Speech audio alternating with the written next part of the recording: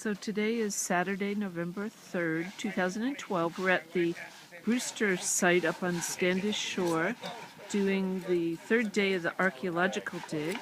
And here is Tony Kelso, who lives nearby, is the town historian. And he's going to give a short history of the Brewster family. Tony?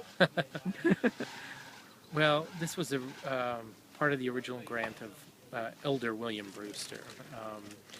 And he added to his grant early on in the early 1630s, specifically this part from the Eaton family grant. So the house seems to, from the deeds, look like 1632, 33, somewhere in there when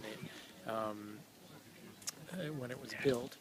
And he had a house in Plymouth too. Which when he died in 1644, they took an inventory of both houses, and he clearly was sort of living in both places. But this particular site here in Duxbury, once his son Love Brewster married, Love and his family really lived here, and his father, Elder William Brewster, clearly came and lived with them maybe in the summer months. We don't really know, but he also had land on the other side of Eagle's Nest Creek, and which he eventually gave to his son Jonathan. So Jonathan lived on the west side, Standish Street side, and Love lived on this side here, this site. And then William Brewster died in 1644, no will. The property got divided amongst the two brothers, with a little help from the neighbors like Standish, who had to adjudicate between a dispute between the brothers.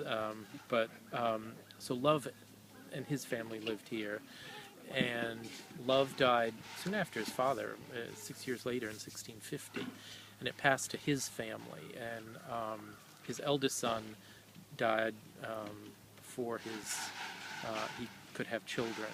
It was left sort of successively to the eldest son, and then if he didn't, to his Love's next son. So that would have been Deacon William Brewster, his second son. And the deacon lived here with his family. He, again, divided the property among two sons. And then another, so one of the sons owned here, and then his grandson, so it would have been the fourth generation of Brewsters, I think, by the 1770s, were living here. And that was Joe Brewster, who lost the property because of bankruptcy and problems like that. So it got taken by creditors, divided up in 1773, and then a man by the name of Joseph Soule, who came from the Souls over in Powder Point, bought the main chunks of the property back from the creditors.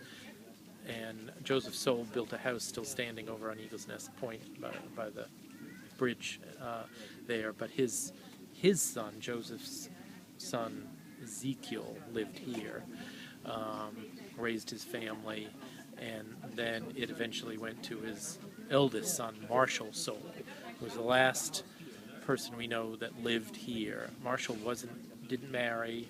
He took care of his parents in their older years.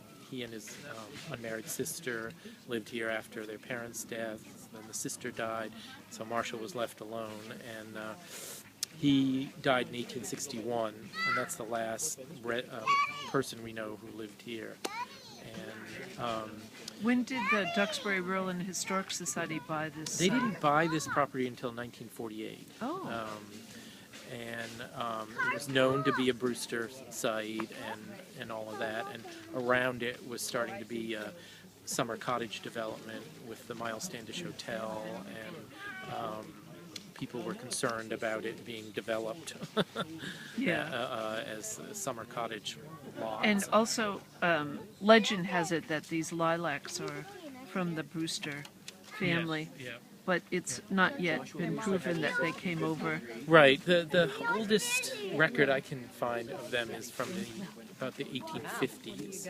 It's actually record from the 1930s of a woman who went to go visit two old Brewster sisters in Kingston, who remember coming to this house when it was still standing in the 1850s, and that the lilacs were, they described them as two clumps on either side of the front door. So before that, we just don't have any records of the lilacs. And today at the dig, they found a foundation facing south, and that's Craig, the archaeologist, and the volunteer diggers today, November 3rd. Thank you, Tony, for Sure. short No, Brewster sure, history. right. Thanks.